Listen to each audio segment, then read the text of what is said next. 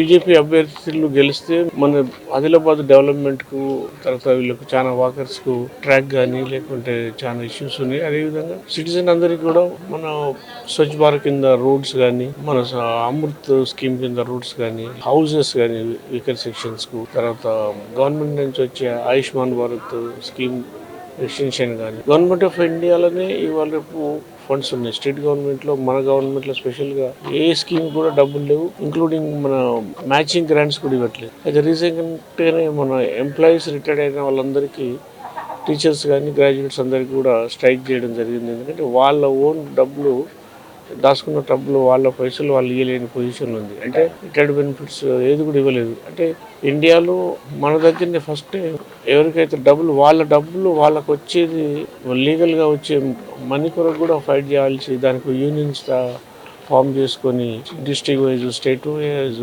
కొట్లాడుతుంది. దాని గురించి మన ఇందిరా పార్క్ దగ్గర స్ట్రైక్ చేయడం జరిగింది.